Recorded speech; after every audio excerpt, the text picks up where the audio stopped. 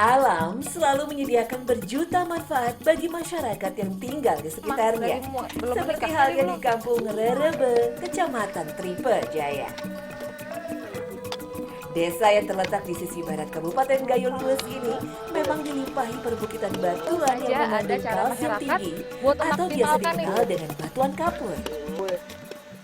Dimanapun ya, selalu saja ada cara masyarakat buat manfaatin hasil alamnya.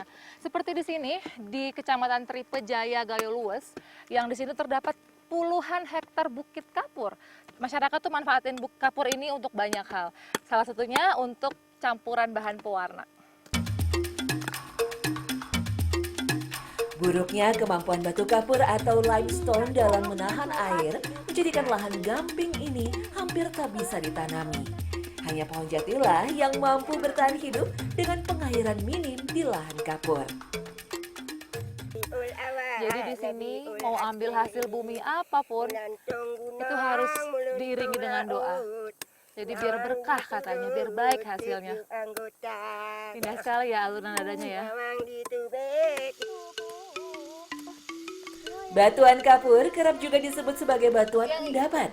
Batuan ini berasal dari fosil organisme laut dengan kalsium karbonat sebagai bahan utama penyusunnya.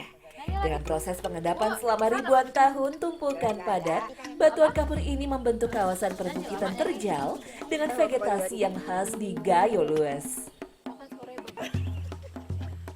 Jadi ya ini kan lahannya luas sekali ya, tapi nggak semuanya bisa diambil batu kapurnya. Harusnya seperti ini nih, dekat-dekat akar tanaman karena lebih lembab, jadi lebih gampang ambilnya.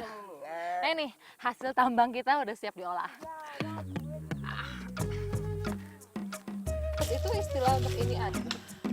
Sebelum diolah lebih lanjut, bongkahan batuan ini harus dibakar terlebih dahulu. Proses ini biasa disebut kalsinasi atau pengubahan bentuk mineral pada batuan. Selain itu, proses pembakaran sederhana ini juga berfungsi untuk menghilangkan air dan memisahkan kapur dari kotoran.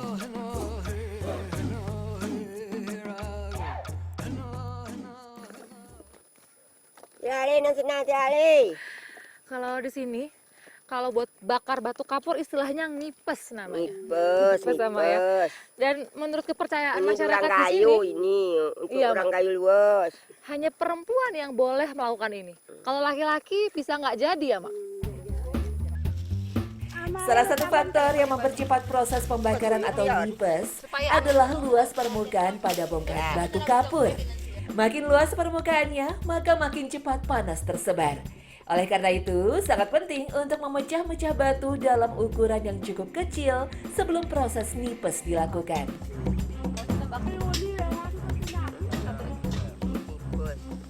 Proses ngipes ini lumayan lama, jadi sambil nunggu kita mau nyirih dulu. Nih, Mak, gimana? Segini?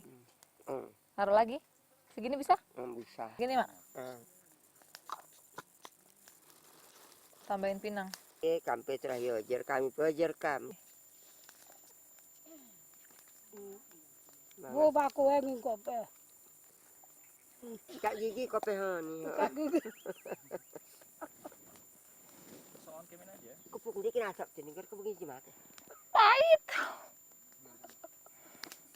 Mak, Kurang jawab.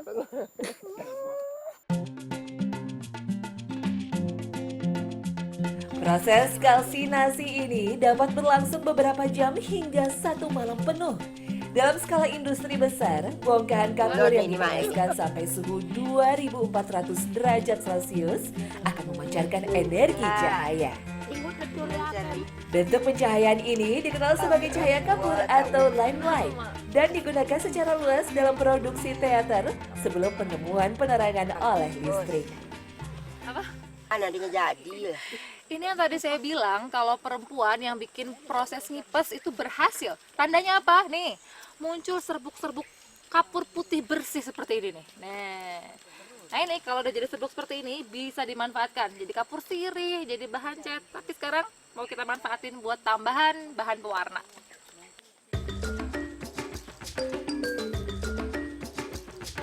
Serbuk putih inilah yang siap dimanfaatkan dalam beragam industri. Seperti halnya untuk pertanian, industri kertas, dan bahan campuran bangunan. Namun kali ini saya akan memanfaatkan batu kapur tanah gayo dengan cara sederhana khas masyarakat. Di tanah gayo luwes, tanaman kunyitlah yang kerap digunakan sebagai bahan pewarna alami untuk warna oranye atau kuning.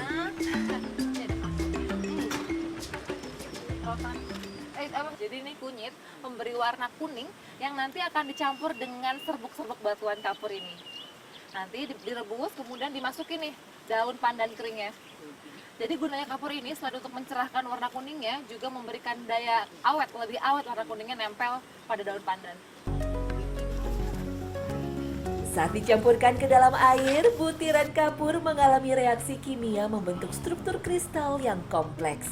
Kristal inilah yang akan membawa zat warna kuning pada kunyit untuk menembus setiap pori daun pandan dan merekatkan warna. Tanpa kapur, larutan pewarna dari ekstrak kunyit ini tidak akan menempel pada permukaan daun yang licin. Ini dibiarkan dulu sampai air kunyit dan kapur itu meresap ke pandan, nanti dijemur, hasilnya seperti itu.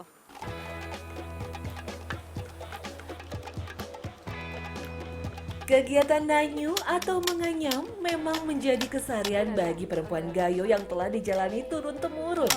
Bukan hanya sebagai hobi, namun juga peluang menjemput rezeki. Dengan adanya tambahan pewarna dari kapur, semoga saja nantinya makin banyak bahan pewarna alam yang dimanfaatkan, sehingga anyaman gayo semakin menarik dan tak lekang termakan zaman. Ada yang udah bisa di...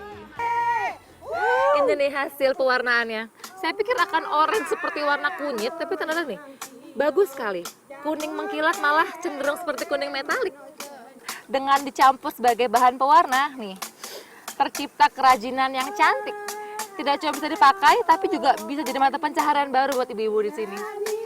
Dengan kreativitas apa aja bisa dibikin ya, dari yang tidak bernilai jadi bernilai tinggi seperti ini.